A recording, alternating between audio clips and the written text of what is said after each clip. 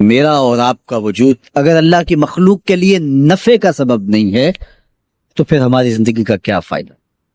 میں اپنے خاندان میں نفع بخش نہیں ہوں، آپ اپنے خاندان میں نفع بخش نہیں ہیں، آپ اس معاشرت کے لیے خیر کا سبب نہیں ہیں، میں اس معاشرت کے لیے خیر کا سبب نہیں ہوں، اس ملک کے لیے، اس قوم کے لیے، انسانیت کے لیے میں اگر خیر کا سبب نہیں ہوں تو مجھے سوچنا چاہیے کہ میں کہاں کھڑا ہوں، میں اشرف المخلوقات کیسے کہلاؤں گا؟ ایک درخت بھی چھاؤں فراہم کرتا ہے، آکسیجن دیتا ہے، پھل فراہم کرتا ہے، ذوق نظارہ کی تسکین کرتا ہے،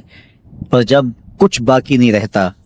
تو وہ لکڑی کا کام دیتا ہے، اور اگر وہ اتنا کمزور پڑ جائے کہ اس سے کوئی چیز نہ بن سکے تو پھر بھی مٹتا مٹتا تمہاری ہنڈیا پکا کے جاتا ہے، تمہاری ضرورت کو پورا کرتا ہے، تمہارے ایندھن کے کام آتا ہے۔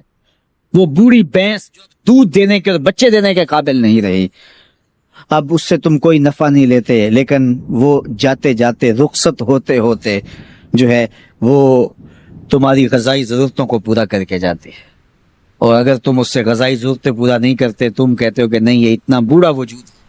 تو پھر بھی اس کے چمڑے سے تم جوتے پہن سکتے ہو، تم اور چیزیں جو ہے وہ اس کے چمڑے سے بنا سکتے ہو، وہ اس دنیا سے رخصت ہوتے ہوئے بھی تمہارے لیے نفع بخش بن کے گئی۔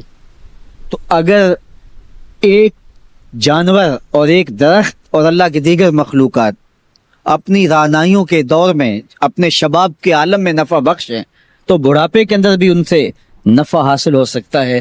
اور جس شخص کا نفع جوانی میں بھی نہ ہو، بڑھاپے میں بھی نہ ہو، لڑکپن میں بھی نہ ہو، سن کہولت میں بھی نہ ہو، تو پھر وہ انسان کہلائے گا۔ اولئک کالانعام بل ہم اضل، فرمایا یہ چوپایا ہے بلکہ چوپایوں سے بھی بدتر ہے۔ تو پھر وہ کیسا انسان ہے جو نافع نہیں ہے، جو نفع بخش نہیں ہے؟ خیر الناس من ینفع الناس، لوگوں میں سب سے اچھا شخص کون ہے؟ یہ سوال ہوا، سب سے اچھا شخص کون ہے لوگوں میں؟ تو جواب ارشاد فرمایا جو لوگوں کے لیے نفع بخش ہے، جس کا وجود راحت کا سبب ہے، جس کو دیکھ کے دکھ بھول جائیں، جس کو مل کے زندگی اچھی لگنے لگ جائے، جس کی چھاؤں میں بیٹھیں تو آسودگی ہو، زمانے کی کڑی دھوپ سے بچ جائیں، جس کا وجود رحمت بخش ہو، جو لوگوں کی ہدایت کا سبب ہو، جو لوگوں کے لیے خیر کا ذریعہ ہو۔ اللہ کے محبوب علیہ الصلوۃ والسلام کے ایک فرمان کا مفہوم یہ ہے کہ خیر کی چابی بن جاؤ اور شر کا تالا بن جاؤ۔ یہ زندگی میں اصول اختیار کر لو، خیر کی چابی بنو اور شر کا تالا بنو، تم سے خیر کے دروازے کھلے اور تم سے شر کے دروازے بند ہو۔ کبھی ایسا نہ بننا کہ تم شر کی چابی بنو اور خیر کا تالا بنو۔ تم جہاں رکو، جہاں سے گزرو وہاں خیر پھیلتی چلی جائے، تمہاری مہک سے لوگوں کے مشام ہستی معطر ہو، لوگوں کے دلوں میں، آنگن میں بہاریں آئیں کہ یہ شخص آیا ہے، گزرا ہے، تم ایک تازہ ہوا کے جھونکے کی طرح جہاں سے گزرو، اور تمہاری مہک سے لوگ دیر تک سرشار رہے کہ یہاں سے کوئی گزر کے گیا ہے، نہ یہ کہ تم جن راہوں سے گزرو وہاں کانٹے بکھیرتے چلے جاؤ، بعد میں وہاں کو چلے تو اس کے پاؤں زخمی ہوں۔ تو فرمایا تم خیر کی چابی بنو اور شر کا تالا بنو، ہمیشہ خیر بانٹو، اچھائی بانٹو، بہتری بانٹو، لوگوں کے لیے اور امن کے ضامن بنو، لوگوں کے لیے محبت کو پھیلانے والے بنو، لڑائی، دھینگا مشتی، فساد، شر، الجھاؤ، تضاد اور نفرتوں کے بیج اور کانٹے مت بونا، ہمیشہ خیر کی چابی بننا اور شر کا تالا بننا۔ اس لیے بہتر شخص وہ ہے کہ جو لوگوں کے لیے بہتری کی ضمانت بنتا ہے، اس کے وجود لوگ بہتری پاتے ہیں۔ سب سے بڑی انسان کی ضرورت ہدایت ہے۔ سب سے بہتر اور اشرف لوگ انبیاء علیہ السلام ہیں،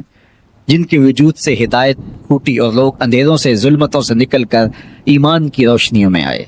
سب سے بہتر لوگوں کو بانٹنے والا، لوگوں کے لیے نفع بخش وہ شخص ہے جس کا وجود ہدایت بانٹتا ہو،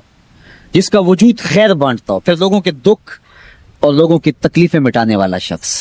تو ہمیشہ لوگوں کے لیے بہتریوں کا سبب بنو۔ جب سید ابو البرکات شاہ رحمۃ اللہ تعالی علیہ شاگردوں کو فارغ کرتے تو اس وقت ان کو آخری جو نصیحتیں فرماتے ان میں سے ایک نصیحت یہ بھی ہوتی کہ بیٹا پہلے تم طالب علم تھے، اب بطور عالم دین تم معاشرے میں لوگوں کی رہنمائی کے لیے جا رہے ہو، تمہارے اٹھنے بیٹھنے کو لوگ دین سمجھیں گے،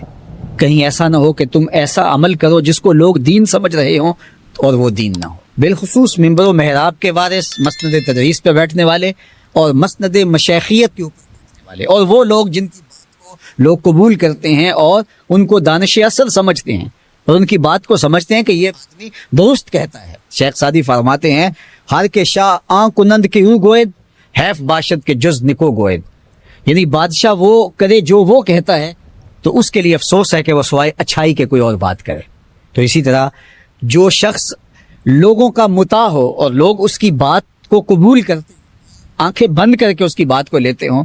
تو اس کے لیے افسوس ہے کہ وہ بات اپنی تولے بغیر کرے۔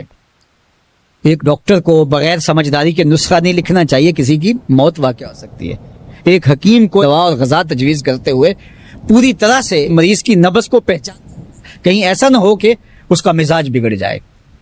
تو انسانی زندگی اور انسانی صحت سے زیادہ ضروری انسان کے لیے ہدایت، اور یہ سب سے اہم چیز ہے جو حضرت انسان کو اللہ نے عطا کی۔ اور ساری چیزیں بن مانگے بھی اللہ عطا کرتا ہے، لیکن ہدایت کے بارے میں ہم ہر روز ہر نماز کی ہر رکعت میں وکالتاً یا اصالتاً اللہ سے طلب کرتے ہیں اہدنا الصراط المستقیم۔ ہدایت ہمیں مانگنے کے لیے اس نے خود ہی تلقین کی کہ یہ روز طلب کرو، اور روزانہ کی بنیاد پہ ہم طلب کرتے ہیں۔ تو اس لیے جو ہدایت کے سرچشمے ہیں جہاں سے ہدایت پھوٹتی ہے وہ ممبر و محراب ہیں، وہ خانقاہیں ہیں، وہ مسند تدریس ہے، وہ استاد ہے، معلم ہے، اور بھی جو اس کی آماج گاہیں ہیں۔ تو ان کو کبھی بھی ایسی بات نہیں کرنی چاہیے کہ جو قرآن مجید کی تعلیمات سے برعکس ہو۔ تو ہماری فکر کے سوتے قرآن سے پھوٹنے چاہیے، اور اگر ہم قرآن سے اخذ فیض ہی نہیں کر پائیں گے، یہ صلاحیت بھی ہمارے اندر نہیں ہوگی، تو پھر ہم تقسیم فیض کیسے پڑھ؟ جب اخذ کی صلاحیت نہیں ہے تو پھر تقسیم کی صلاحیت کیسی ہوگی؟ تو اس لیے سب سے ضروری بات جو ہوئی وہ یہ کہ ہم اخذ فیض کی صلاحیت قرآن مجید سے اپنے اندر پیدا کرنے کی کوشش کریں۔ ومن دعا الیہ ہدی الی صراط مستقیم، اور جس نے اس قرآن مجید کے ساتھ رہنمائی کی اور لوگوں کو اس کتاب کی طرف بلایا تو وہ بالکل سیدھی راہ پہ ہے۔ ان ھذا القرآن یہدی للتی ہی اقوم، یہ بالکل 100% درست اور صائب راستہ قرآن بتاتا ہے کہ اپنی زندگی کو قرآن کے سانچے میں ڈھال لو، پھر دیکھنا کہ یہ بالکل اقوم اور سیدھی راہ ہے جس کی طرف تمہیں لے جائے گا۔ تمہاری دنیا بھی سرخرو، تمہاری آخرت بھی سرخرو۔